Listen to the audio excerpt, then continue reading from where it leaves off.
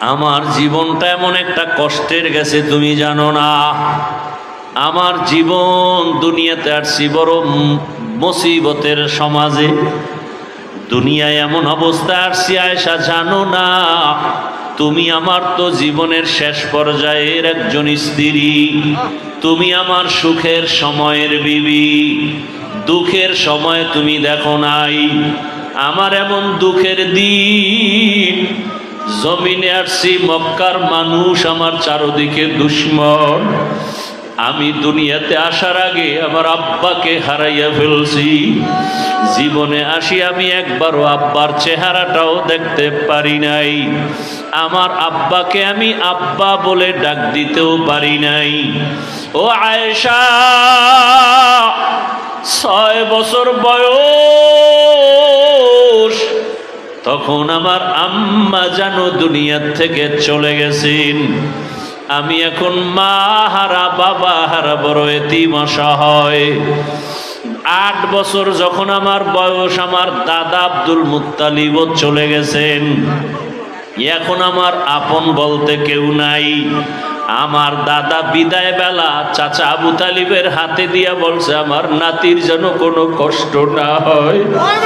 দুনিয়াতে আসিয়া বাবারে দেখে নাই, মাকেও হারাইয়া আমার নাতি আমার পাশে রাতের বেলা ঘুমাইতো। মাঝে মাঝে ঘুমের মধ্যে মা মা বলে চিল্লায় উঠত। আমি আদর করে এত দূর নিয়ে আসছি, আমার হায়াত বুঝি শেষ। ও আবু তালিব, আমার নাতির দেখাশোনা করিয়া রাখবি, কোনোদিন আমার নাতি যেন কষ্ট না পায়। আম্মা জান আয়েশাকে নবী বলেন আর কাঁদেন, আয়েশা ওই সময় আমার আরবে চারদিকে দুশ্মন আর দুশ্মন। ওই সময় একমাত্র আমার আদরের মহাব্বতের কেউ ছিল না চাচা আবু তালিব ছাড়া। এক পর্যায়ে আমার আল্লাহ আমাকে বিবাহের বয়সে নিয়া একজন আল্লাহর পেয়ারা বান্দি খাদিজাতুল কুবরা রাদিয়াল্লাহু আনহা, তার সাথে আমার বিবাহ হয়ে গেল। এমন একজন নারী বিধবা যার সন্তান আগে হয়ে গেল। 2 জন স্বামী হওয়ার পরে আমি তৃতীয়। ওই খাদিজা আমার ঘরে আসছেন। আমার এত অভাব ছিল, আমার ঘরে চুলায় আগুন জ্বলতো না, না খাইয়া কত কষ্ট করেছি। আরবের ধনী ছিল খাদিজা। ওই খাদিজা আমার মায়া আর মোহাব্বতে পড়িয়া সব সম্পদগুলো আমাকে হাদিয়া দিয়েছে। ও আয়েশা জানো না, আমি আবার সম্পদগুলো সব দান করে দিয়েছি। আমি এত কষ্ট করে করে জীবন কাটাইছি। আমার বংশের দুশ্মনেরা 3 বছরের মতো আমাকে শিয়াবে আবু তালিবের মধ্যে গৃহবন্দী করে রাখছে। খানা দেয় নাই, পানি দেয় নাই। দীর্ঘ 3 বছর আমি গাছ পেটের ক্ষুধা নিবারণ করেছি। ও আয়েশা, আমার পাশে আসিয়া ওই গাছের পাতা খাইয়া জীবন কাটাইছে। ওরে ওই আয়েশা, ওই খাদিজা আমার জন্য এত কোরবানি করেছে। ওই খাদিজার কথা মনে যখন আসে আমি চোখের পানি ধরে রাখতে পারি না। ওই খাদিজা যদি বেঁচে থাকতো মনে হয় জানো আমি আর বিবাহই করতাম না। ঠিকই, খাদিজা যতদিন বেঁচে ছিল আমি আর বিবাহ করি নাই। আর একটা কথা যখন আমার মনে পড়ে আমি তখন একা একা বড় কান্না করি। আম্মা জান আয়েশা বলেন, ইয়া রাসূলুল্লাহ, কি কথা মনে করে কাঁদেন? বলে হাসরের ময়দানে আমার উম্মতের কি উপায় হবে এই চিন্তায় কান্না করি। আম্মা জান বলেন, হাসরের ময়দানে আবার কি হবে? আম্মা জানকে রাসূল কান্না করে বুঝাইতেছেন, রে আয়েশা, কিয়ামতের ময়দানে এমন কঠিন হালাত, যদি কেউ খাঁটি মুসলমান না হইয়া কবরের বিছানায় যায়, জ্যান্ত একটা বকরির চামড়া খুললে যেই কষ্ট, একটা বেনামাজি গুনাহগারের জান জান কবজের সময় তার চেয়েও বেশি কষ্ট। ওরে আল্লাহর বান্দারা, রসুলের চোখে পানি। ও আয়েশা, কিয়ামতের দিন কেউ কারো পরিচয় দিবে না। এমন অবস্থা হবে, জাহান্নামের আওয়াজ, সূর্যের গরম, গুনাহগারের মাথার মগজগুলো টাস টাস করে ফেটে যাবে। পেটের সমস্ত নারী ভুঁড়ি পায়খানার রাস্তা দিয়ে পড়তে থাকবে। নবীরা পর্যন্ত কান্না শুরু করবেন। উম্মতের কথা ভুলিয়া নিজের চিন্তায় কান্না করবেন। ইব্রাহিম নবী কাঁদবেন, নিজের জন্য আদম নবী কাঁদবেন, মূসা নবী নিজের চিন্তায় কান্না করবেন। নারী পুরুষ সব উলঙ্গ। আম্মাজান বলেন, ইয়া রাসূলুল্লাহ, নারী আর পুরুষ যদি উলঙ্গ দাঁড়ায়, লজ্জা কি লাগবে না? মায়ার নবী বলেন, হাসরের মাঠ এতটাই কঠিন,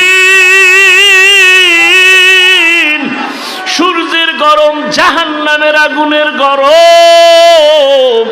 ওই সময় কেউ কারো দিকে তাকাবার সুযোগ হবে না, সবাই কান্না আর কান্না। নবীদের গুনাহ নাই, তারাও শুধু কাঁদবে। এমন এক অবস্থার ভেতরে আমার আল্লাহ সেদিন আর দয়ার নজর না দিয়া প্রথমে আল্লাহ রাগ হইয়া একটা আওয়াজ দিবেন, লিমানিল মুলকুল ইয়াউম লিল্লাহিল ওয়াহিদিল কাহ্হার। আল্লাহ পাকের কুদরতি আওয়াজে হাসরের ময়দানটা থরথর করে কেঁপে উঠবে। ওদিকে সূর্যের গরম, অন্যদিকে জাহান্নামের আওয়াজ। আল্লাহ বলবে, জাহান্নাম অপেক্ষা কর, বিচারটা শেষ করার পরে তারপরে তোর আশা পূরণ করব। জাহান্নাম আল্লাহর কথা না মানিয়া সামনে আগাবে পেটের ক্ষুধার তাড়নায়। আল্লাহ অর্ডার করবে ফেরেশতারা, জাহান্নাম যদি সামনে আগাইয়া যায় আমি বিচার কাজ শেষ করতে পারবো না। জাহান্নামকে রশি লাগাও, ৭০,০০০ শিকল দিয়া বাঁধিয়া পেছন দিকে টেনে ধরো, আসতে যেন না পারে। কিন্তু তারপরও আল্লাহর অর্ডারে শিকল লাগাইয়া জাহান্নামকে ধরে রাখতে পারবে না। রহমতের নবী বলেন, জাহান্নামের এমন আওয়াজ, হাসরের ময়দানটা এমন কঠিন হালাত হবে, এমন অবস্থা দেখে আমি আর সহ্য করতে না পাইরা সেজদায় পড়ে যাব। আমি সেজদায় পড়িয়া কান্না শুরু করব। সূর্যের গরম সহ্য করা যায় না, জাহান্নামের আওয়াজ সহ্য করা যায় না। ওদিকে আমার আল্লাহ বড় রাগান্বিত আওয়াজ দিছেন, ও দুনিয়ার টাকাওয়ালা ক্ষমতাওয়ালারা, বাহাদুরি করছো, দেখাও তোমার আজ বাহাদুরি কেমন। এমন অবস্থা আমি সেজদায় পড়িয়া কান্না শুরু করব। ঈসা নবী কাঁদছেন নিজের জন্য, মূসা নবী কাঁদবেন নিজের চিন্তায়। আমি কান্না করিয়া রবের সামনে একবারও আমার কথা বলবো না। আমি কান্না করে বারবার বলবো, আমার উম্মত,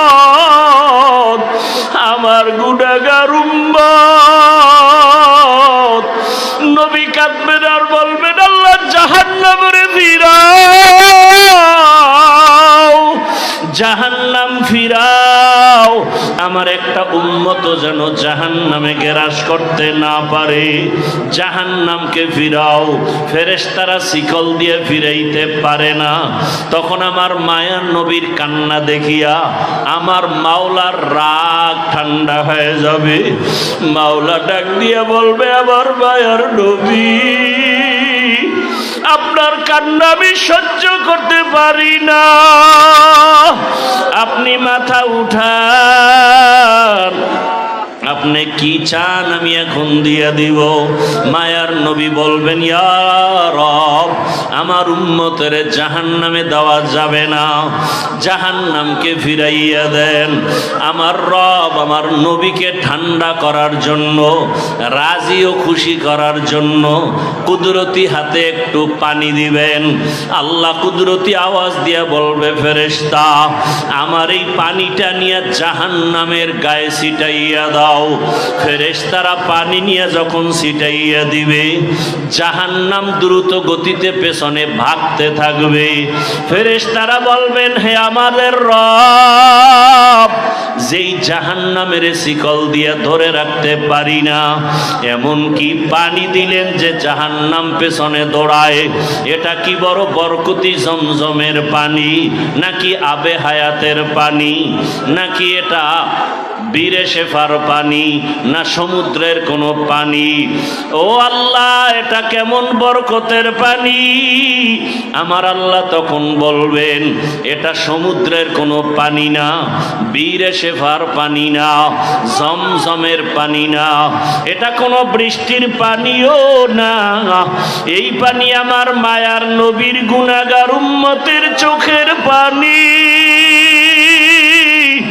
দুনিয়াতে আমার মায়ার নবীর উম্মতেরা মাঝে মাঝে গুনার কারণে একা একা বসে কান্না করত, আমারে মাঝে মাঝে ডাক দিয়া বলতো, আল্লাহুম্মা গফিরলি ওয়ারহামনি। ও আমার রব, আমি বড় গুনাহগার, জাহান্নামের আসামি। মানুষ আমাকে কত সম্মান করে, অথচ আমার গুনাহ। মিডিয়াওয়ালাদেরকে এক মিনিট একটু কথা বলি। সবাই তো আপনারা দামি মানুষ, আল্লাহ আপনাদের খেদমতে বারাকা দান করেন। আমি কিন্তু মিডিয়াকে অপছন্দ করি, কয়েকবার বন্ধ করে দিছি, এরপর আবার চালু করেছি। আমার বয়ানগুলো আপনারা পুরাটা দিবেন, এটা আমার 1 নাম্বার দাবি। আমার বয়ান যদি আলাদা আপনারা 2-4 মিনিটের কাটিং করে দিতে চান, তাহলে আমার অনুমতি নিয়ে দিতে হবে। দ্বিতীয়বার যদি আমার কোনো বয়ান কাটিং করে আপনারা দেওয়ার কারণে কোনো বিতর্কিত আমাকে করেন, তাহলে পরের দিন থেকে আপনাদের মিডিয়া টোটাল সব বন্ধ। আমার ওয়াজের রেকর্ড আপনারা করবেন না, অনুরোধ। যদি আমাকে আপনারা বিতর্কিত করতে চান, কম তো করেন না, আর কত করবেন? যদি এমন কিছু হয় তো পরের দিন থেকে আপনারা আর আসবেন না, অনুরোধ। আমি কারো মিডিয়া চিনি না, আইডির নাম জানি না, এক একজনে 5-7টা আইডি চালায়, কি না কি আমি বুঝিও না। কে ছাড়লো, জিনে ছাড়লো না ফেরেশতারা, জানার দরকার নাই। বিতর্কিত কোনো আমাকে যদি করার মতো কোনো লিঙ্ক আসে মার্কেটে, আর আমি এটা কেউ, আমার তো ফেসবুক চালাই না, বুঝিও না, কেউ যদি আমাকে ধরায় দেয় যে হ্যাঁ এইরকম একটা বয়ান গতকালকে আসছে, পরের দিন থেকে আপনারা আর আমার রেকর্ড করবেন না। দেখি আমার আল্লাহ কোথায় নিয়ে যায়। আপনারা ভুলেও আমার রেকর্ডে গিয়ে আসবেন না। বেয়াদবি ক্ষমা চেয়ে বলছি, কথাটা ভালো করে খেয়াল রাখবেন। আমার বয়ান কাটিং করবেন না, এবং আমার ছবির সাথে ভিন্ন কারো ছবি অ্যাড করে দিবেন না। বয়ানে আপনি ছাড়তেছেন আমার ছবির সাথে ভিন্ন, অনেক সময় মহিলাদের ছবি, বাজে ছবি দিয়ে আপনারা এগুলো আল্লাহর কাছে কি জবাব দিবেন? এই যে আমি 1.5-2 ঘন্টা বয়ান করি, মানুষ কাঁদতেছে, আপনাদের কি হালাল? মানুষ তওবা করতেছে, নামাজ ধরতেছে জাহান্নামের ভয়ে, আপনাদের কি অবস্থা? আল্লাহ হেদায়েত দান করুন, আল্লাহ আমাদের সবাইকে হেদায়েত দান করুন। আমি বিনয়ের সাথে অনুরোধ করে বললাম, আমি আর তদন্ত করব না। একটা লিঙ্ক যদি আসে আমাকে বিতর্কিত করার মতো, কারণ কথা বললে তো ভুল হতেই পারে। 2 ঘন্টা 1.5 ঘন্টা বয়ান করলে 2-1টা শব্দ উল্টাপাল্টা, চেষ্টা করি না, ভুলে বের হতে পারে। সেজন্য তো বয়ানে ক্ষমা চাই, আল্লাহর কাছে ক্ষমা চাই। মুমিন, প্রকৃত মুমিনের গুণ হলো গোপন রাখবে, আর এটাকে যদি কেউ প্রকাশ করে তাহলে সেও গুনাহগার হলো, আর যত মানুষ এই সাথে সামিল হলো, দেখলো, শুনলো, সব গুনার অংশ সে পাইল।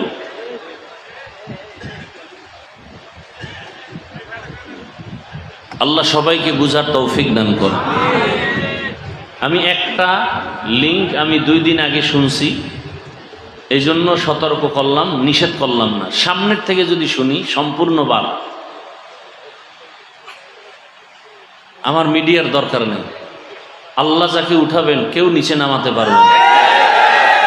বড় মিডিয়া আল্লাহ। কতজনে দেখছি মিডিয়া ভাড়া কইরা গাড়ির মধ্যে করে নিয়ে যায়, হ্যাঁ, এবং অনেকে মিডিয়াকে টাকা দেয়, মাসে মাসে এত টাকা দিব তুমি আমার বয়ান প্রমোট করবা।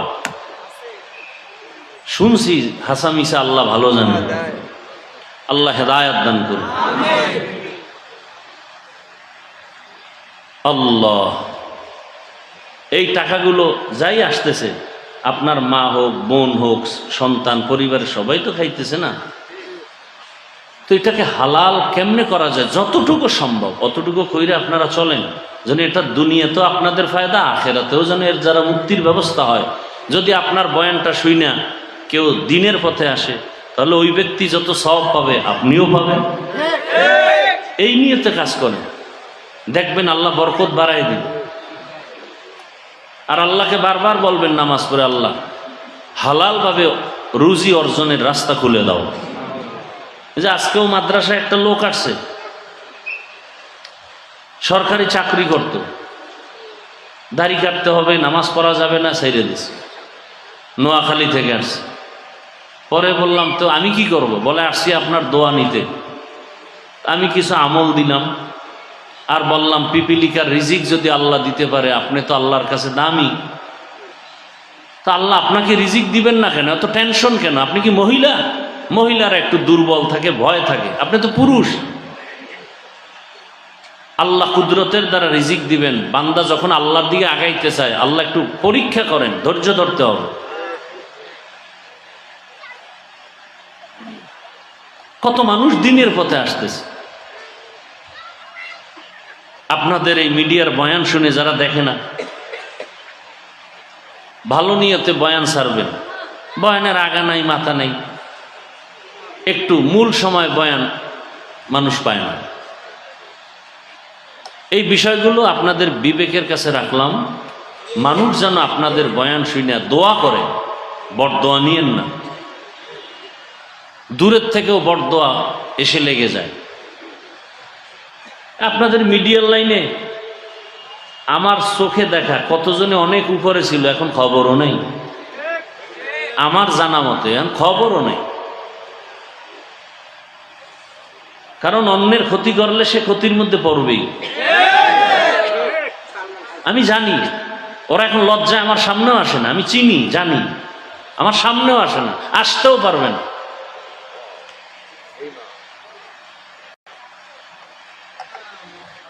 আমি অনেক দোয়া করি আপনাদের জন্য, আল্লাহ আপনাদের উপরে খুশি থাকুক। মানুষের বরদোয়া মারাত্মক। মানুষের বরদোয়ার কাজ যেন আপনার দ্বারা না হয়। আল্লাহ সবাইকে কবুল করেন। বর্তমান আরবি মাস রবিউল আউয়াল। বছরে মাস হবে 12টা, আল্লাহর কোরআনের ঘোষণা। মাস হবে কতটা? 12টা।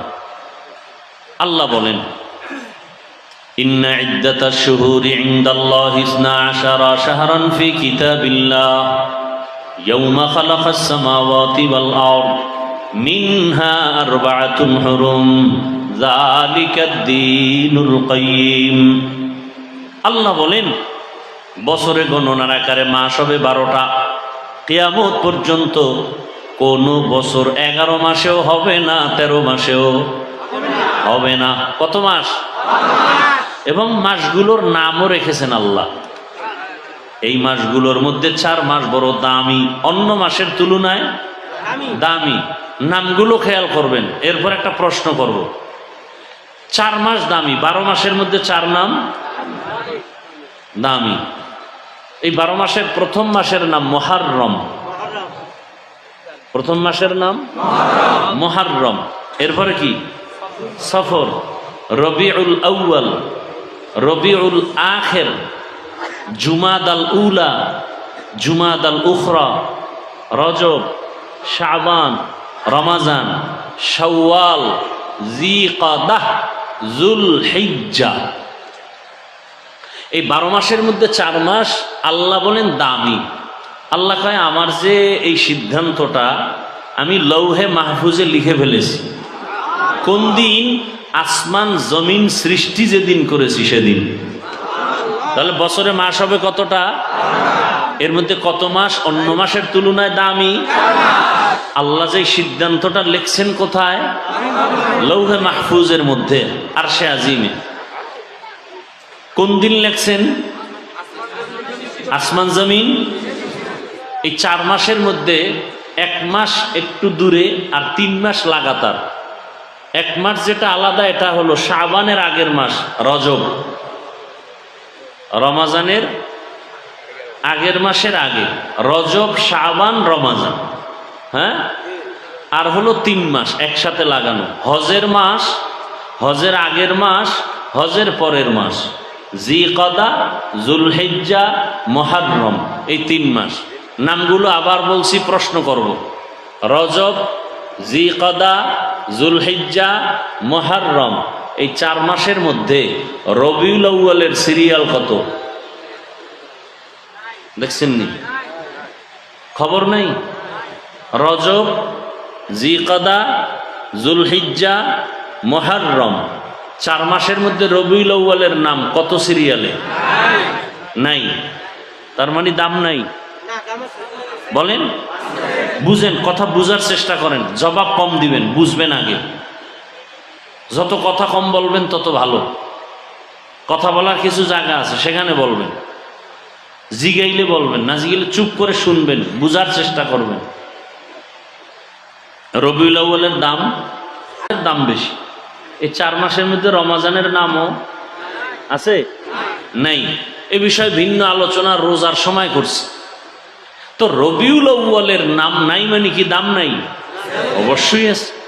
আর ওই 4 মাস যে দামি, সেটার প্রেক্ষাপট কি? মূলত রসুল তো আসছেন বেঈমানদের সমাজে, আর বেঈমানদের তো কোনো ধর্ম নাই। বেঈমানের কোনো ধর্ম নাই, মনে যা চায় তাই চলে, তাই করে।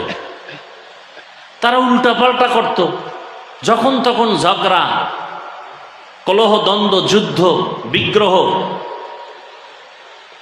আল্লাহর কাছে মুহররম দামি, হজের মাস দামি, হজের আগের মাস দামি। এই মাসগুলো আল্লাহ সম্মানিত ঘোষণা করে বুঝাইলেন, এই মাসগুলোতে কোনো যুদ্ধ করা যাবে না। যুদ্ধ করা সেটা সেই সময়ের আইন, ওই আইন আর এখন বলবৎ নাই। এখন ইসলামের স্বার্থে প্রয়োজন হলে রাষ্ট্রের সমস্ত উলামায়ে আহলে হক বসে বোর্ড গঠন করে ফতোয়া দিলে যে যুদ্ধ করা যাবে, জিহাদ করা যাবে, তো জিহাদ করা যাবে। এখানে কোনো মাস নির্দিষ্ট নেই। তো রবিউল আউয়াল এমন একটা মাস, অনেক ইতিহাসবিদরা এ বিষয়ে অনেক আলোচনা করেছেন। রবিউল আউয়াল, রসুল দুনিয়াতে আসছেন, রসুল দুনিয়া থেকে চলে গেছেন। নবী আসছেন কোন মাসে, চলে গেছেন কোন মাসে? এটা কিছু ইতিহাসবিদদের মতামত, কিন্তু অনেক এই আষাঢ় মাস নিয়েও ইখতিলাফ করেছেন। কেউ বলছেন রমাজানে রসুল আসছেন, আরো মাসের নামও আছে। অধিকাংশের মতামত রবিউল আউয়ালে রসুল আসছেন। রবিউল আউয়াল মাসেই রসুল বিদায় নিছেন। তা রবিউল আউয়ালে আসলেন, রবিউল আউয়ালে বিদায় নিলেন, মধ্যখানে সময় কাটলো কতদিন? জবাব দেন। 63 বছর। আসার দিন ছিল সোমবার, যাওয়ার দিনও এই যে সোমবার দিন রসুলের আগমন, সোমবার দিন রসুলের বিদায়, এই কথায় কারো দ্বিমত নাই।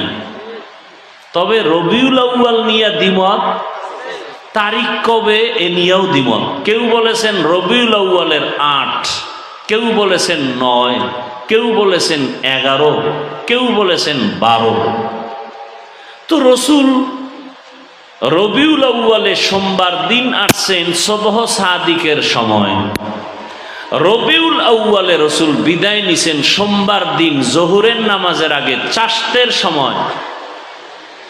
রসুলের বিদায় চাষতের সময় সোমবার, কবরে দাফন হলো রসুলের বুধবার দিন গিয়া রাতের তাহাজ্জুদের সময়। দেরি হলো কেন? এটা ভিন্ন আলোচনা। মাইয়্যতকে দেরি না করানো রসুলের আদেশ, দ্রুত দাফন করো, তো রসুলেরটা দেরি হলো কেন? সোমবার দিন ইন্তেকাল, বুধবার দিন গিয়া রাতের তাহাজ্জুদের সময় দাফন, দেরি হলো কেন? এটা ভিন্ন আলোচনা। তো রসুল কবে আসলেন, কখন আসলেন, এটা আমাদের উম্মতের জন্য অত ইম্পর্টেন্ট না, মারাত্মক না। উম্মতের জন্য জরুরি হলো রসুল কি নিয়ে আসলেন, উম্মতের কি দিয়ে গেলেন, উম্মতের করণীয় কি, এটা হলো মূল বিষয়। এটা কি মূল বিষয়? নবী কি নিয়ে আসলেন, কি নিয়ে গেলেন, এ বিষয়ে আলোচনা।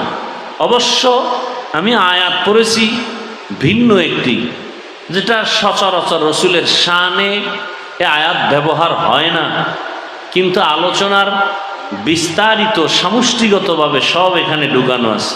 আল্লাহ কি বলছেন আয়াতে? ইয়া আইয়ুহাল্লাযীনা আমানুত্তাকুল্লাহা হাক্কা তুকাতিহ, দুনিয়ার মুমিন তোমরা আল্লাহকে ভয় করো হক আদায় করে ভয় করার মতো।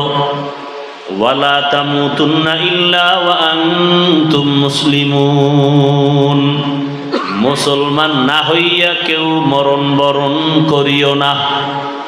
মুসলমান হইতে গেলেই তো রসুল লাগবে, লাগবে না? লাগবে। রসুলের আদর্শ ছাড়া কেউ কোনোদিন মুসলমান হতে পারবে? সম্ভব? সম্ভব। নবীজি কি বলছেন? হাদিসের একটু টুকরা পড়ছি, তরজমাটা বলেনি। আলা কুল্লুকুম রাইন কুল্লুকুম মাসউলুন আন রাইয়াতিহি, সাবধান হে উম্মত, তোমরা প্রত্যেকেই দায়িত্বশীল। আল্লাহর আদালতে দায়িত্বের কারণে জবাবদিহিতার কাঠগড়ায় দাঁড়াতে হবে। তরজমা শেষ। এটার উপরে ব্যাখ্যা তাও আজ করব না, আয়াত নিয়ে কিছু কথা বলবো, ভূমিকায় রবিউল আউয়ালের কিছু কথা বলি।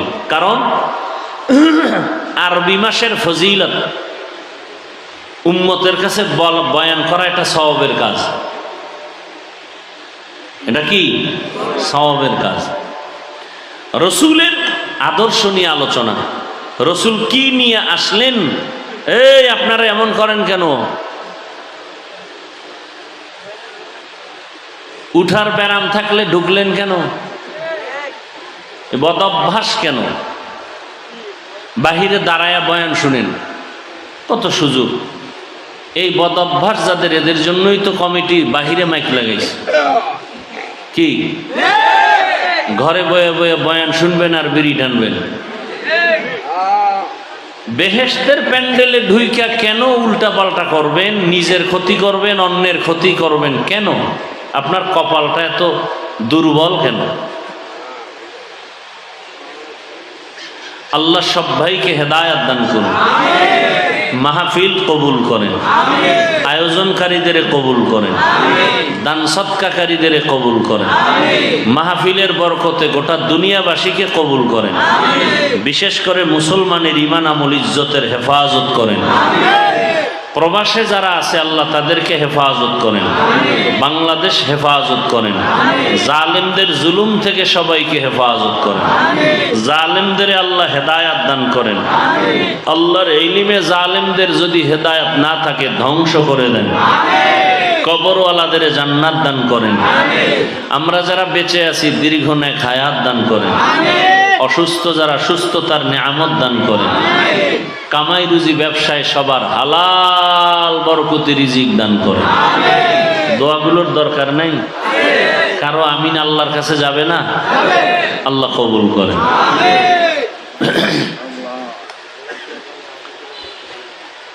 বেশি বেশি দোয়া করা উচিত। আন্তর্জাতিক হালাত, বিশেষ করে মুসলমানের জন্য, ঈমান নিয়ে বাঁচতে চাইলে, মরতে চাইলে বহু বিপদ সামনে অপেক্ষা করতেছে, বহু বিপদ। আমার দেশে বড় বিপদ ওলামায়ে কেরাম এক না হওয়া, এটা কিয়ামতের চেয়েও মহাবিপদ। এজন্য বেশি দোয়া করেন, আল্লাহ ওলামায়ে কেরামদের এক নেক বানায় দেন। আজকে যদি ওলামায়ে কেরাম এক হতে পারেন, বাংলাদেশে কোনো মাস্তান, কোনো বেঈমান, কোনো নাস্তিক, কোনো পাওয়ারওয়ালা ওলামায়ে কেরামের অনুমতি ছাড়া কথা বলার দুঃসাহস পাবে না। এই জন্যই তো ওরা আলেমদের এক হতে দেয় না। আলেম ওলামা যেন এক হতে না পারে সেজন্য কোটি কোটি টাকা ব্যয় করা হচ্ছে পেছনে। বুঝেন কিছু? খবর নাই। আর আপনারা তালে তাল মিলাইয়া ফট করে একটু কিছু পাইছেন, ফেসবুকে লিখে দিয়েছেন।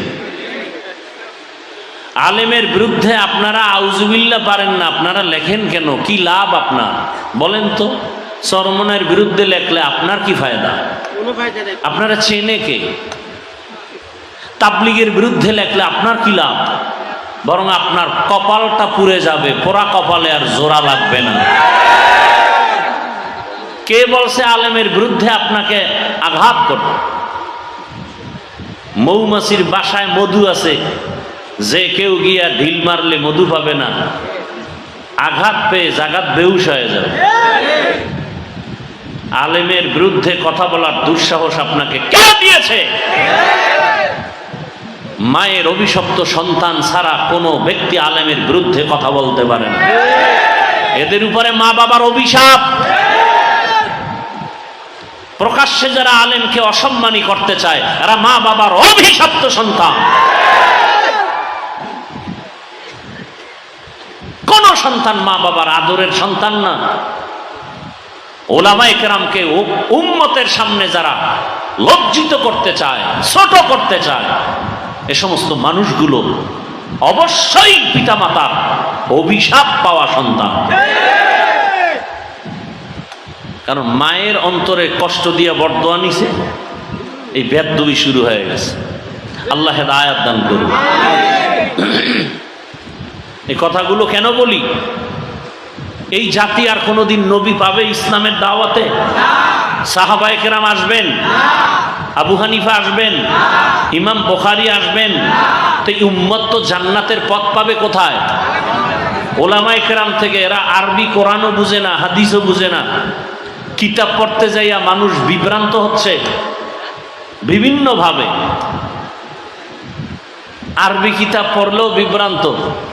এজন্য আল্লাহ শুধু মানুষকে হেদায়াতের জন্য কিতাব দেন নাই, হেদায়াতের জন্য কিতাব বুঝাইয়া দেওয়ার মতো আল্লাহ নিজে সিলেকশন করে প্রিয় বান্দা তৈরি করেছেন। শুধু কিতাব পড়লে হবে না, কিতাব পড়ানেওয়ালা যারা মুরব্বী এদের অনুসরণও রাখতে হবে। না হয় কিতাব পড়ে বেলাইন হয়ে যাবে অনেকে, গেছে অনেকে। আল্লাহ হেদায়েত দান করুন।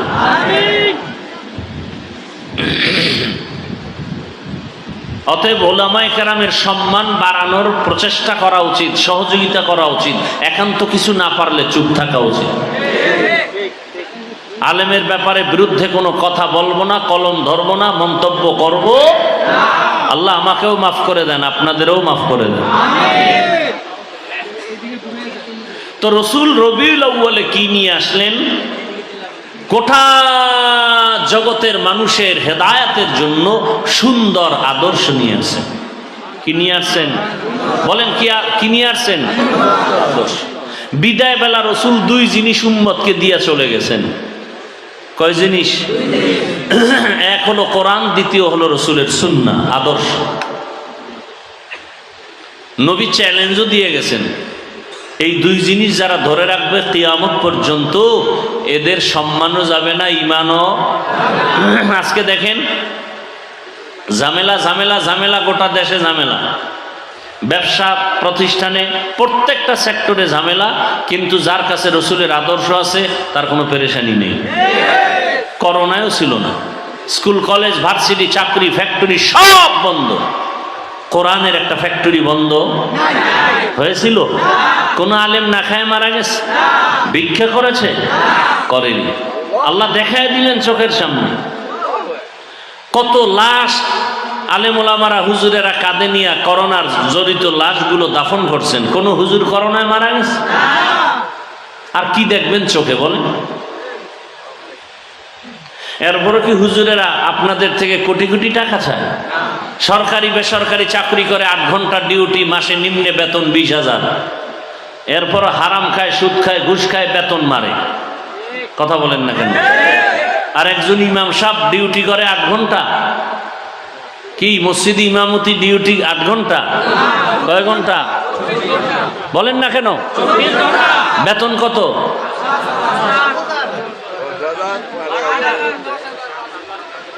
যেই জুলুমটা করেন, আমরা চেয়ারে বইলে তো সব পিড়ে মেরে ফেলাইতাম। যে জুলুমেরও তো একটা সীমানা থাকা উচিত। 8 ঘন্টা ডিউটি করে 20,000 টাকা যদি পায়, আর ডান বামে টেবিলের তলে আরো খায় হারাম, আর 24 ঘন্টা ডিউটি করে পবিত্র আলেম, তার বেতন 5,000 হবে। সভাপতি দিবে 100, সেক্রেটারি আরো ধনী সে দিবে 50। কেন? বেশি দিলে সভাপতির সাথে বেদবি হবে। আছে না নাই? এরপরে দুর্ব্যবহার কত প্রকার, আর কোনো সীমানা নেই। কি নোটিশ জারি করে দিছি, ইমাম সাহেব বয়ান চলবে ধুম, মজার বয়ান, তবে রাজনীতি নয়। আপনি কি করেন? সুলাইমান নবীর সিংহাসনে আছেন? কয় না, দুনিয়ার যত নোংরা রাজনীতি আছে তার আমি গডফাদার। কথা বলেন না কেন? তো নোংরা রাজনীতি যদি কেউ করে, তারে কমিটিতে রাখেন কেন? ইমাম সাহেব রাজনীতি করবে, করলে কোরআনেরটা করবে, সুলাইমান নবীর আইনেরটা, আল্লাহর আইনেরটা করবে, মদিনারটা করবে, নোংরাটা করবে না। এতে দোষ। আর আপনি নোংরা করলে কোনো দোষ নাই। হুজুর বলে কেন সেই দোষ। এক হুজুর সুদের বিরুদ্ধে ওয়াজ করছে, কমিটি বলে আপনি 1 মাসের জন্য বাড়িতে ছুটি নেন, ঘুরে আসেন। আছে না নাই? কারণ শিয়ালের হাতে মুরগি দিলে যা হয়, সুদখোর ঘুষখোর বেনামাজির হাতে মাদ্রাসা মসজিদের চাবি দিলে তো তাই হবে। সুদ খাওয়া হালাল না হারাম? ঘুষ খাওয়া হালাল না হারাম?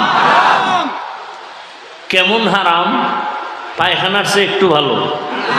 হ্যাঁ, আল্লাহ বলেন দুনিয়াতে আমার দুশ্মন আছে অনেক, তার মধ্যে বড় 2 দল দুশ্মন। বড় দুশ্মন কয় দল? 1 দল যারা সুদের সাথে আছে, কোরআনের আয়াত। আর 1 দল আমার বড় দুশ্মন, যাদের সাথে আমি আল্লাহ নিজে যুদ্ধ করব। এবার বুঝেন তো আল্লাহ কতটা রাগ হয়ে বলে আল্লাহ নিজে যুদ্ধ করবেন। 1 দল সুদের সাথে জড়িত, আর 1 দল ওলিয়া উলিয়া পছন্দ করে না, দুশ্মনী করে। আল্লাহ বলেন এরাও আমার বড় দুশ্মন। এজন্যই তো আমি বলি, সারা বাংলাদেশে চ্যালেঞ্জ দিয়ে বলি, যারা ওলিয়া উলিয়া মানে না, এরা কোরআন হাদিস মানে না, এরা ভণ্ড। এদের যারা ভণ্ড বলে না, তারাও ভণ্ড। এই বয়ান যদি মসজিদে জুমায় কোনো ইমাম সাহেব করে, উপায় আছে? বলবে যে 1 মাসের ছুটি। কে? এজন্য আবরার সাহেব বলে গেছেন না, সব দেখার দিন শেষ। কে দেখছেন? ওনার আওয়াজ নেই। এখানে বয়া কয় একটু ভোটের আগে টাকা খাইবো পায়খানার নামে, বয়ার বউর পেটটার খানা হারাম করবে, মাইয়া পোলার রক্তটারে হারাম করে ফেলবে ভোটের টাকা খাইয়া। এত বড় নিকৃষ্ট মানুষ হতে পারে? নিজে হারাম খায় খায়, তোমার শিশু বাচ্চা নিষ্পাপ, রক্ত পবিত্র, ওকে কেন হারাম টাকা খাওয়াও? বাপ নামের কলঙ্ক, স্বামী নামের কলঙ্ক।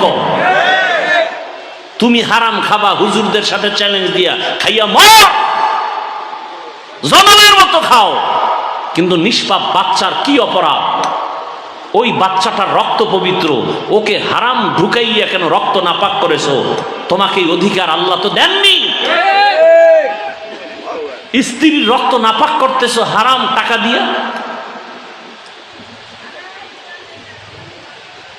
আল্লাহ হেদায়েত দান করুন।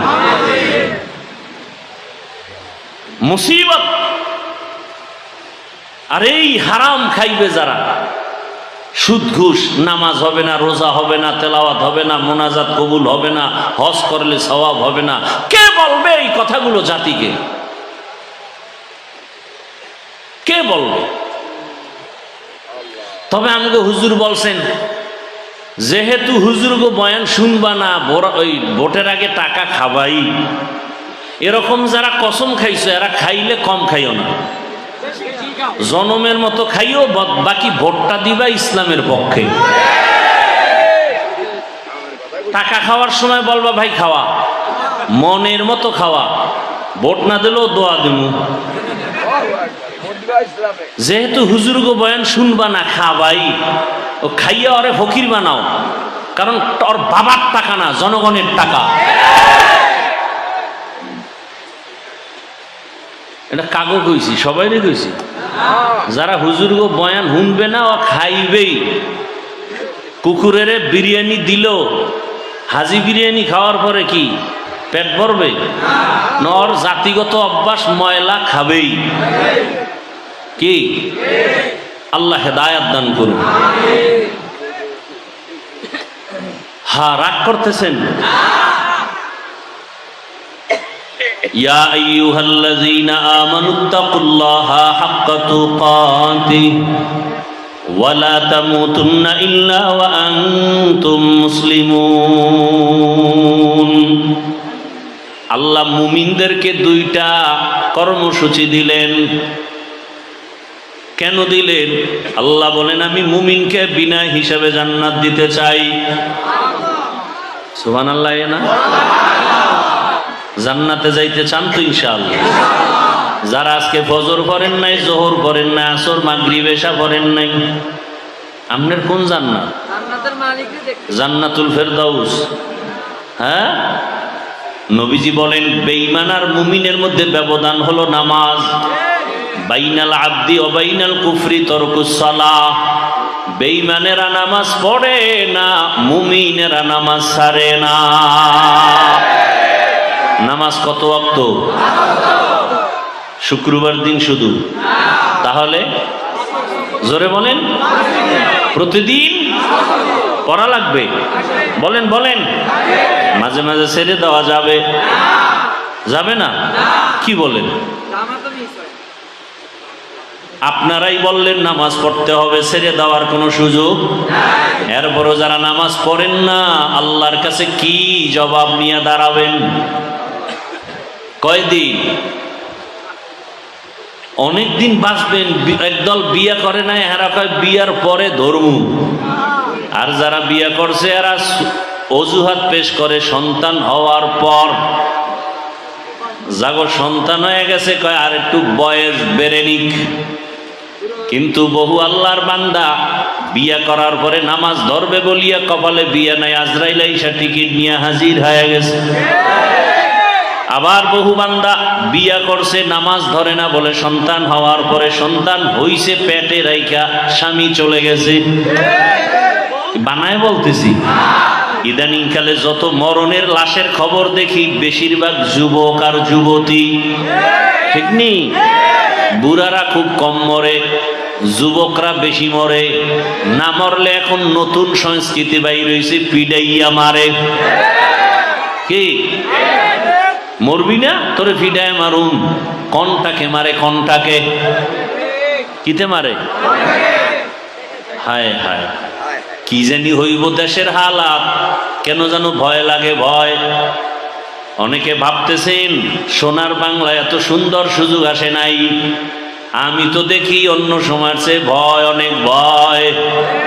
ডাইনে অন্ধকার, বামে অন্ধকার, সামনে অন্ধকার, পেছনে অন্ধকার। বড় কঠিন হালাত। আমি যদি আলেমের বিরুদ্ধে বয়ান করি, আর এক আলেম আমার বিরুদ্ধে নাম নিয়ে বয়ান করে, তাহলে কিয়ামতের আর বাকি কি? সাধারণ মানুষ যে আলেমদের দেখা নিজের ঈমান আমল ঠিক করবে, সেই আলেমদের ব্যাপারে যদি আবার ওলামায়ে কেরাম মাইক লইয়া মাঠে ময়দানে বদনাম করে, তাহলে এই দেশে শান্তির আশা করা যায় না। যায় না। যেই ঘরে স্বামী আর স্ত্রী আলাদা রুমে ঘুমায় কত আরামে, সন্তান বড় হলে আলাদা করে দেয়। দুইজনার মহাব্বতে ওই বাগান সাজে সুন্দর। কিন্তু অবস্থা যদি এমন হয়, স্ত্রী স্বামীর বিরুদ্ধে লাইভে আসছে, এরম নাই? স্বামী স্ত্রীর বিরুদ্ধে লাইভ দেয়, সব তো লাইভ বয়। লাইভ বয় পারে না বাথরুমে গিয়ে লাইট দেয়, অনেকে মক্কা মদিনা গিয়েও লাইট দেয়। ওরা মনে হয় যেন যাই একটু লাইট দেওয়ার জন্য। ফেরাউনের বাথরুমের সামনে গিয়ে আমি ফেরাউনের বাথরুমের সামনে ভিতরে গিয়ে লাইট দুমু খারাইও সব। রসুলের রওজায় গিয়া চোখের পানি রাখা যায় না, কিন্তু এই দুনিয়াদারেরা মোবাইল নিয়ে ছবি তুলতে তুলতে পাগল হয়ে যায়, লাইট দিয়ে জোরে জোরে চিল্লায় বউয়ের সাথে কথা বলে। কি বলবো, আল্লাহ হেদায়েত দান করুন, মোবাইলের গুনাহ থেকে হেফাজত করেন। কেউ এ বয়ান করে না, এক সময় করার মানুষও থাকবে না। চরমনার সৈয়দ ফজলুল করিম রহমাতুল্লাহ আলাইহি বলতেন, বাবা এমন একটা সময় আসতেছে পর্দার বয়ানও চলবে না, মানুষ পর্দা না করতে না করতে পর্দা চিনবেও না। দস্তারখান যে একটা সুন্নত, এটা অনেকের জানা নাই। মেসওয়াক, এটাও অনেকের আলোচনা নাই, জানাও নাই। কি মেসওয়াক আছে কার? ব্রাশ, ব্রাশ, মেসওয়াক নাই। অথচ মেসওয়াকের যে এত ফজিলাত, মেসওয়াকের অনেকগুলো ফজিলাত। ওই মসজিদের মধ্যে, এটা মসজিদ না, মসজিদের মধ্যে ফাজাইলে একটা আমাল আছে, মোটা কিতাব, তালিম হয়, হয়নি? ওটার মধ্যে কিন্তু একটা চ্যাপ্টার আছে ফাজাইলে মেসওয়াক। বা বাংলাদেশে এখন লাইব্রেরিতে বাংলা কিতাব আছে মেসওয়াকের ফজিলাত। মেসওয়াক, যারা ঠিক মতো মেসওয়াক করবে তাদের দাঁতে পোকা হবে না। ঠিক মতো যারা, আমি তো ব্রাশ করি, মেসওয়াকও করি, দেখলাম যে মেসওয়াকের মতো পরিষ্কার দাঁত হয় না।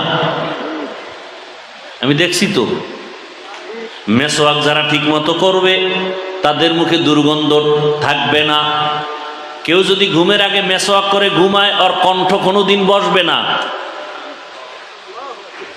ঘুমের থেকে উঠে মেসওয়াক করবে, তার জীবনে যত পুরস্কার পাবে এর মধ্যে বড় পুরস্কার, মরণকালে কালেমা জারি হয়ে যাবে।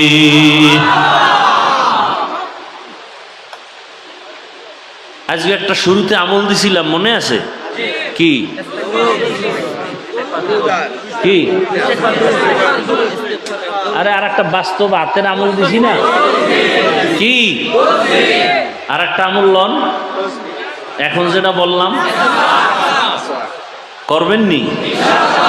এখন কইবেন কোথায় পাবো খেজুর গাছ? হ্যাঁ, এখন দোকানে মেসওয়াক বেচে না? বেচে। মেসওয়াক কিনেন, মেসওয়াক করেন। আরে ভাই, শরীরেরও ফায়দা, আল্লাহর রসুলও খুশি হবেন। আল্লাহ সবাইকে তৌফিক দান করেন। হায় হায় হায়, আল্লাহ পাক রব্বুল আলামিন মুমিনদের দুইটা কর্মসূচি দান করেছেন। আল্লাহ সবাইকে জান্নাত দিতে চান, মনে আছে কথা? আপনারাও জান্নাতে যেতে চাননি? কথা বলেন, হিসাব দিয়া না হিসাব ছাড়া? বুঝে কইন কিন্তু। অনেকে আবার পাওয়ার আলা আছে না, সমস্যা কি? খোদার লগে হিসাব দিয়ে বুঝপাড়া কইরা তারপরে জান্নাতে যাব। যারা হিসাবের কাঠগড়ায় দাঁড়াইবা, আল্লাহর কসম জাহান্নাম ছাড়া উপায় হবে না।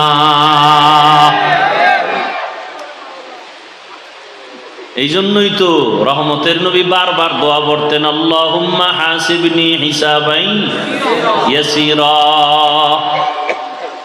এই দোয়াটা পড়েন কি? আল্লাহুম্মা হাসিবনি হিসাবান ইয়াসিরা, আল্লাহুম্মা হাসিবনি হিসাবান ইয়াসিরা। আর একটা সহজ দোয়া সব সময় পড়বেন, রব্বানা আতিনা ফিদ দুনিয়া হাসানাহ ওয়া ফিল আখিরাতি হাসানাহ ওয়া কিনা আযাবান নার। পাওয়ারফুল দোয়া। রব্বানা আতিনা, হে আমার রব আমাকে দাও, ফিদ দুনিয়া, দুনিয়ায় হাসানা, সব কল্যাণ, দুনিয়ার সব কল্যাণ আমারে, অকল্যাণ দিও না। আর কি? ওয়া ফিল আখিরাতি হাসানা, আখিরাতের কল্যাণ আমারও দাও। দুনিয়ার কল্যাণ, ঝগড়া হবে না, ভালো স্ত্রী পাবো, সন্তান নিয়ে পেরেশানি থাকবে না। হাসানা, দুনিয়ার ভালো, আমি 5 ওয়াক্ত নামাজ পড়ব, কষ্ট হবে না। অসুস্থতার ব্যারামে আমার ইবাদত ছুটবে না। আমি ব্যবসায় যাব, হালালভাবে বরকত দিন দিন হতেই থাকবে। মিথ্যা কথার অভ্যাস হবে না, গালি দেওয়ার অভ্যাস আসবে না, গীবত শিকায়াত করার অভ্যাস আমার হবে না, বেপরদায় চলার অভ্যাস হবে না। আল্লাহ যদি হাসানা দিয়েই দেন, আমার জীবনটা হবে ধন্য। আমি মরিয়া গেলেও থাকবো অমর। হাটহাজারীর হুজুর মরিয়াও অমর, জুনায়েদ বাবুনগরী মরিয়াও অমর, শাইখুল হাদিস রহমাতুল্লাহ আলাইহি মরিয়াও অমর, মুফতি আমিনী রহমাতুল্লাহ আলাইহি মরণের পরেও তারা অমর। মানে কি বুঝেন? মরার পরেও জিন্দা। মানুষের অন্তরে প্রশংসা না বদনাম? সরমনায়ের সৈয়দ ফজলুল করিম ইন্তেকালের পরেও অমর। সবার অন্তরের মধ্যে মায়া, মোহাব্বত, কথা ঠিক নেই? উজানির হজরতেরা দুনিয়া থেকে চলে গেছেন, কিন্তু মানুষের অন্তরে আছে, ঠিক নেই? এরে নবীর উম্মতের দল। হাসানা, দুনিয়ার সব কল্যাণ, আখিরাতের কল্যাণ কি? ও আল্লাহ, হাসরের ময়দানটা যখন কায়েম হয়ে যাবে, আরাফার ময়দান হবে হাসরের মাঠ। সারা দুনিয়া হাসরের মাঠ, আরাফার ময়দান মক্কার পার্শ্বে। আল্লাহর বিচারালয়, স্টেজ হবে আদালত। নারীরাও উলঙ্গ দাঁড়াবে, পুরুষেরাও উলঙ্গ দাঁড়াবে। একদিকে সূর্যের গরম, আল্লাহ বলবে সূর্য নিচে আয়, নিচে আইসা তোর যত মুখ আছে নিচে কর, যত গরম আছে সব জমিনে ছাড়। সূর্যের গরমে মাটির জমিনটা পুড়িয়া তামা হয়ে যাবে। লোহা হবে না কেন? সূর্যের গরমে জমিনটা পুড়িয়া স্বর্ণ হবে না কেন? রূপা হবে না কেন?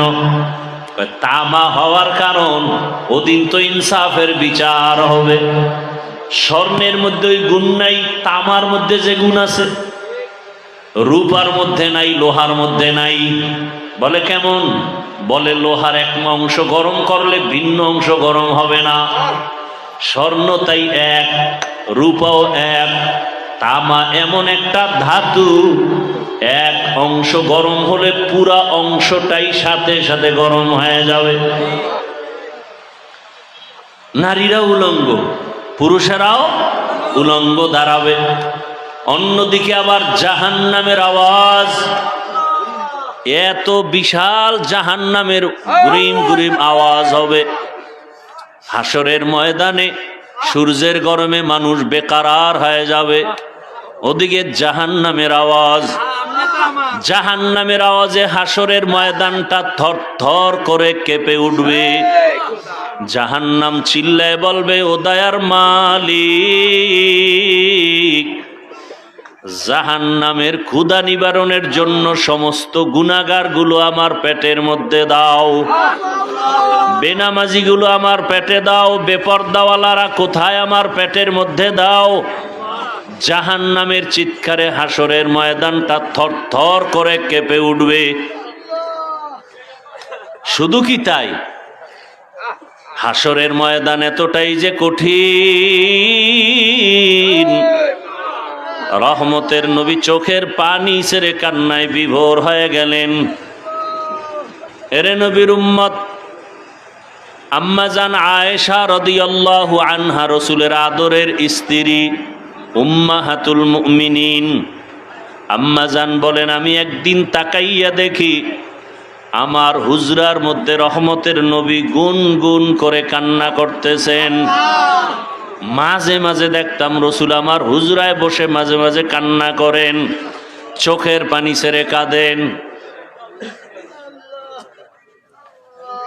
গুনগুন করে রহমতের নবী কান্না করেন। আমি আয়েশা বড় ভয় পেয়ে যাইতাম, মনে হয় যেন আমি আয়েশা কোনো বেয়াদবি করে ফেলেছি। রহমতের নবীর সাথে যদি কেউ বেয়াদবি করে, তার জাহান্নাম ছাড়া উপায় নাই। আম্মা জান আয়েশা রসুলের কাছে যাইতেন আর মায়া লাগায় আস্তে করে বলতেন, রহমতের নবী, আপনি চোখের পানি ছেড়ে গুনগুন করে কাঁদেন কেন? আমি আয়েশার উপর আপনি কি রাগ করেছেন? আমার কোনো বেয়াদবির কারণে কি আপনি বেজার হয়ে গেছেন? আম্মা জানের কথা শুনিয়া রহমতের নবী বলতেন, ও আয়েশা, আমার সাথে তোমার বেয়াদবি হবে কেন? আমি তো তোমার উপরে অনেক খুশি। আম্মা জান জবাবে বলতেন, ইয়া রাসূলুল্লাহ, আমার বয়স অনেক কম। 6 বছর বয়সে আপনার সাথে আমার বিবাহের বন্ধন হলো। 9 বছর বয়সে আমি আপনার ঘরে আসছি। নবী, আমার বয়স অনেক কম, না জানি আমার এই অল্প বয়সে অজান্তে কোনো ভুল হয়ে যায়, আপনার সাথে বেয়াদবি হয়ে যায়। আর বেয়াদবি যদি হইয়াই যায়, আমার জিন্দেগি বরবাদ হয়ে যাবে। আপনি কান্না করলে আমি বড় ভয় পাই। আম্মা জানের কথা শুনিয়া রহমতের নবী বলেন, হে আয়েশা, আমি যদি কান্না করি, 2টা কথা মনে পড়লে আমি চোখের পানি ধরে রাখতে পারি না রে আয়েশা। এক, আমার জীবনটা এমন একটা কষ্টের গেছে তুমি জানো না। আমার জীবন, দুনিয়াতে আসছি বড় মুসিবতের সমাজে। দুনিয়ায় এমন অবস্থা আসছি আয়েশা জানো না। তুমি আমার তো জীবনের শেষ পর্যায়ের একজন স্ত্রী। তুমি আমার সুখের সময়ের বিবি, দুঃখের সময় তুমি দেখো নাই। আমার এমন দুঃখের দিন, জমিনে আসছি, মক্কার মানুষ আমার চারদিকে দুশ্মন। আমি দুনিয়াতে আসার আগে আমার আব্বাকে হারাইয়া ফেলছি। জীবনে আসি আমি একবারও আব্বার চেহারাটাও দেখতে পারি নাই। আমার আব্বাকে আমি আব্বা বলে ডাক দিতেও পারি নাই। ও আয়েশা,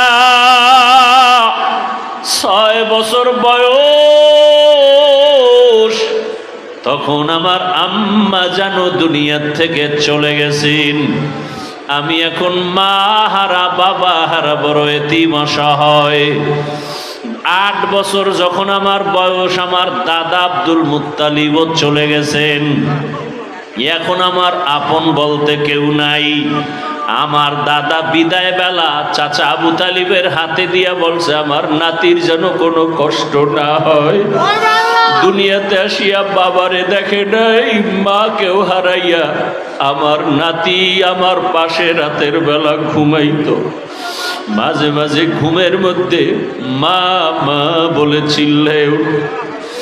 আমি আদর করে এত দূর নিয়ে আসছি, আমার হায়াত বুঝি শেষ। ও আবু তালিব, আমার নাতির দেখাশোনা করিয়া রাখবি, কোনোদিন আমার নাতি যেন কষ্ট না পায়। আম্মা জান আয়েশাকে নবী বলেন আর কাঁদেন, আয়েশা, ওই সময় আমার আরবে চারদিকে দুশ্মন আর দুশ্মন। ওই সময় একমাত্র আমার আদরের মহাব্বতের কেউ ছিল না, চাচা আবু তালিব ছাড়া। এক পর্যায়ে আমার আল্লাহ আমাকে বিবাহের বয়সে নিয়া একজন আল্লাহর পেয়ারা বান্দি খাদিজাতুল কুবরা রাদিয়াল্লাহু আনহা, তার সাথে আমার বিবাহ হয়ে গেল। এমন একজন নারী বিধবা যার সন্তান আগে হয়ে গেল। 2 জন স্বামী হওয়ার পরে আমি তৃতীয়। ওই খাদিজা আমার ঘরে আসছেন। আমার এত অভাব ছিল, আমার ঘরে চুলায় আগুন জ্বলত না, না খাইয়া কত কষ্ট করেছি। আরবের ধনী ছিল খাদিজা। ওই খাদিজা আমার মায়া আর মহাব্বতে পড়িয়া সব সম্পদগুলো আমাকে হাদিয়া দিয়েছে। ও আয়েশা, জানো না আমি আবার সম্পদগুলো সব দান করে দিয়েছি। আমি এত কষ্ট করে করে জীবন কাটাইছি। আমার বংশের দুশ্মনেরা 3 বছরের মতো আমাকে শিয়াবে আবু তালিবের মধ্যে গৃহবন্দী করে রাখছি। খানা দেয় নাই, পানি দেয় নাই। দীর্ঘ 3 বছর আমি গাছ পেটের ক্ষুধা নিবারণ করেছি। ও আয়েশা, আমার পাশে আসিয়া ওই গাছের পাতা খাইয়া জীবন কাটাইছে। ওরে ওই আয়েশা, ওই খাদিজা আমার জন্য এত কোরবানি করেছে। ওই খাদিজার কথা মনে যখন আসে আমি চোখের পানি ধরে রাখতে পারি না।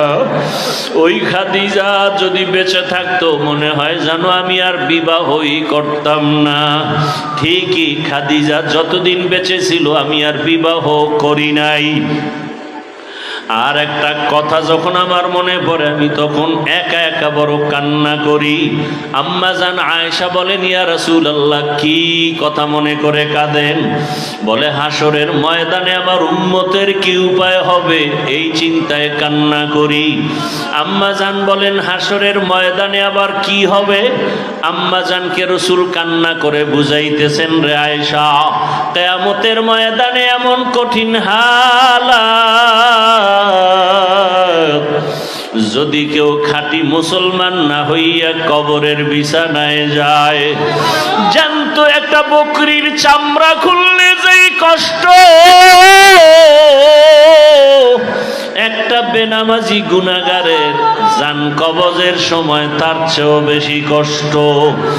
ওরে আল্লাহর বান্দারা, রসুলের চোখে পানি। ও আয়েশা, কিয়ামতের দিন কেউ কারো পরিচয় দিবে না। এমন অবস্থা হবে, জাহান্নামের আওয়াজ, সূর্যের গরম, গুনাহগারের মাথার মগজগুলো টাস টাস করে ফেটে যাবে, পেটের সমস্ত নারী ভুঁড়ি পায়খানার রাস্তা দিয়া পড়তে থাকবে।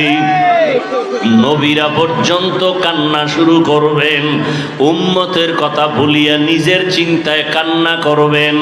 ইব্রাহিম নবী কাঁদবেন, নিজের জন্য আদম নবী কাঁদবেন, মূসা নবী নিজের চিন্তায় কান্না করবেন। নারী পুরুষ সব উলঙ্গ। আম্মা জান বলেন, ইয়া রাসূলুল্লাহ, নারী আর পুরুষ যদি উলঙ্গ দাঁড়ায় লজ্জা কি লাগবে না? মায়ার নবী বলেন, হাসরের মাঠ এতটাই কঠিন, সূর্যের গরম, জাহান্নামের আগুনের গরম, ওই সময় কেউ কারো দিকে তাকাবার সুযোগ হবে না, সবাই কান্না আর কান্না। নবীদের গুনাহ নাই, তারাও শুধু কাঁদবে। এমন এক অবস্থার ভেতরে আমার আল্লাহ সেদিন আর দয়ার নজর না দিয়া প্রথমে আল্লাহ রাগ হইয়া একটা আওয়াজ দিবেন, লিমানিল মুলকুল ইয়াউম লিল্লাহিল ওয়াহিদিল কাহ্হার। আল্লাহ পাকের কুদরতি আওয়াজে হাসরের ময়দানটা থরথর করে কেঁপে উঠবে। ওদিকে সূর্যের গরম, অন্যদিকে জাহান্নামের আওয়াজ। আল্লাহ বলবে, জাহান্নাম অপেক্ষা কর, বিচারটা শেষ করার পরে তারপরে তোর আশা পূরণ করব। জাহান্নাম আল্লাহর কথা না মানিয়া সামনে আগাবে পেটের ক্ষুধার তাড়নায়। আল্লাহ অর্ডার করবে ফেরেশতারা, জাহান্নাম যদি সামনে আগাইয়া যায় আমি বিচার কাজ শেষ করতে পারবো না, জাহান্নামকে রশি লাগাও, ৭০,০০০ শিকল দিয়া বাঁধিয়া পেছন দিকে টেনে ধরো, আসতে যেন না পারে।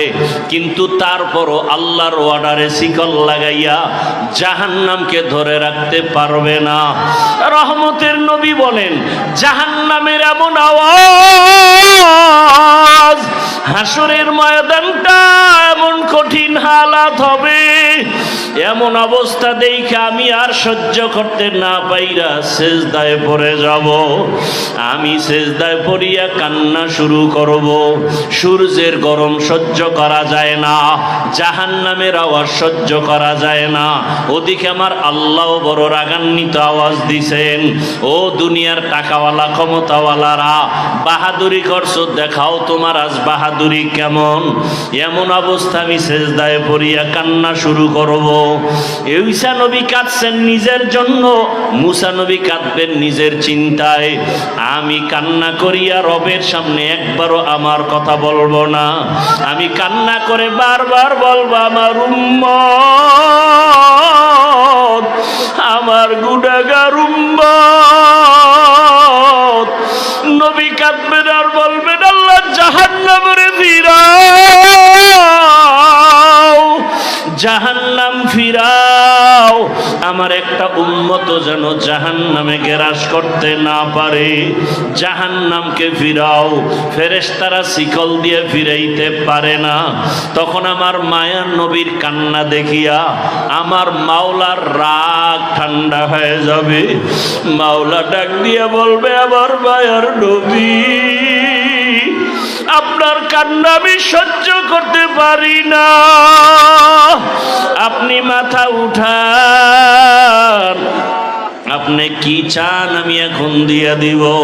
মায়ার নবী বলবেন, ইয়া রব, আমার উম্মতের জাহান্নামে দেওয়া যাবে না, জাহান্নামকে ফিরাইয়া দেন।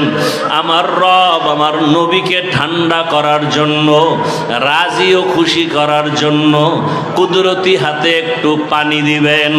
আল্লাহ কুদরতি আওয়াজ দিয়ে বলবে, ফেরেশতা, আমার এই পানিটা নিয়ে জাহান্নামের গায়ে ছিটাইয়া দাও। ফেরেশতারা পানি নিয়ে যখন ছিটাইয়া দিবে, জাহান্নাম দ্রুত গতিতে পেছনে ভাগতে থাকবে। ফেরেশতারা বলবেন, হে আমাদের রব, যেই জাহান্নামের শিকল দিয়ে ধরে রাখতে পারি না, এমন কি পানি দিলেন যে জাহান্নাম পেছনে দৌড়ায়। এটা কি বড় বরকতি জমজমের পানি, নাকি আবে হায়াতের পানি, নাকি এটা বীরে শেফার পানি, না সমুদ্রের কোনো পানি? ও আল্লাহ, এটা কেমন বরকতের পানি? আমার আল্লাহ তখন বলবেন, এটা সমুদ্রের কোনো পানি না, বীরে শেফার পানি না, জমজমের পানি না, এটা কোনো বৃষ্টির পানিও না। এই পানি আমার মায়ার নবীর গুনাহগার উম্মতের চোখের পানি। দুনিয়াতে আমার মায়ার নবীর উম্মতেরা মাঝে মাঝে গুনার কারণে একা একা বসে কান্না করত। আমারে মাঝে মাঝে ডাক দিয়া বলতো, আল্লাহুম্মা গফিরলি ওয়ারহামনি। ও আমার রব, আমি বড় গুনাহগার, জাহান্নামের আসামি। মানুষ আমাকে কত সম্মান করে, অথচ আমার গুনাহ